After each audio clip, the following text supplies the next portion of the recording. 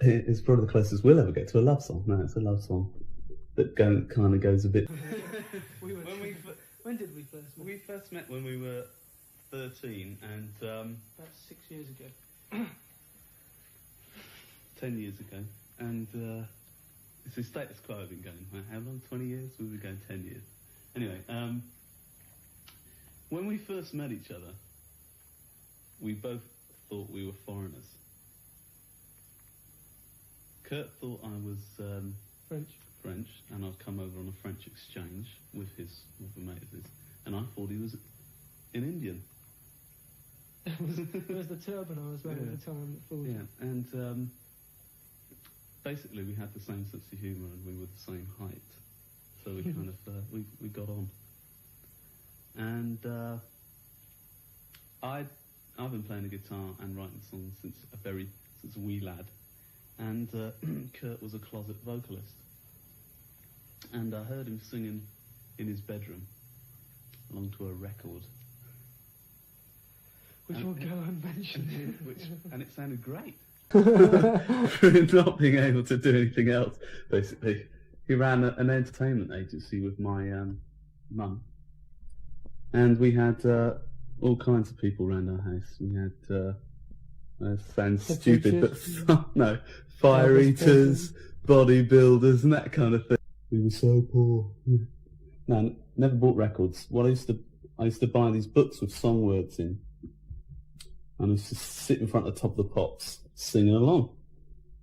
So I wasn't really a fan, as such, records, but I did actually want. And something very obvious, or to us at least. So well, the reason we don't talk about it anymore, or it's not worth talking about, is because people make more out of it than really is there.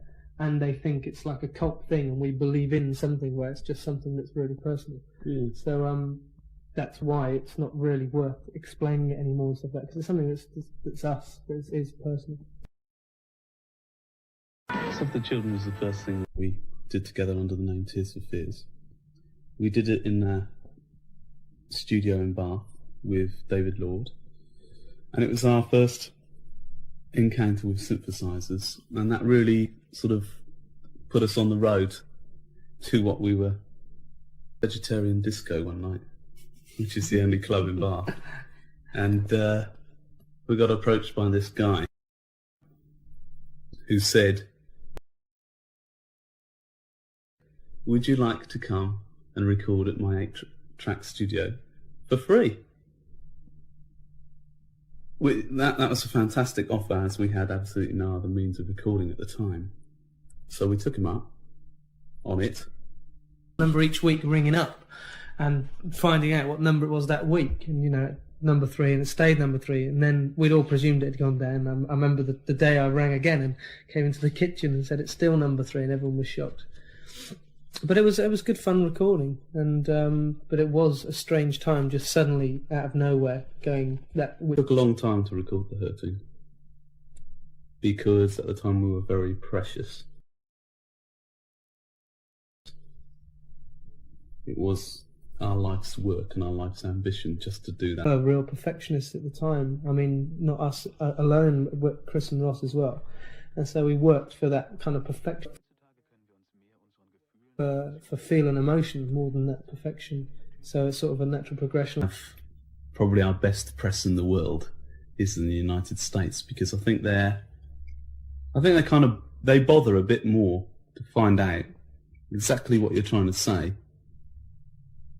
or to find out what you're about, more than an English press, which is kind of a step back. Initially, it came up. I had about a month off to come up with songs for the album, and I had a little synthesizer and a drum machine in my dining room, just in front of a mirror, and basically that's where it came from one bass synth sound and a drum rhythm. Ian Stanley, our keyboard player, whose sofa we're sitting in, came down, and I played him just the chorus, because that's all I had at the time, and it was like a mantra thing, which I thought would go over and over again, without any verse or anything else. And he goes, that's great, that'll be a hit all around the world. And I said, you've got to be joking. a good album track at the most. Anyway. And he was good. Yeah, and anyway, I played it to Chris Hughes, our producer, and he said the same thing. And we all approached it in a very, very simple way, and we didn't think it was going to take very long. Anyway, it evolved from that into the epic it is now, through Chris and Ian, and through their input, so to speak.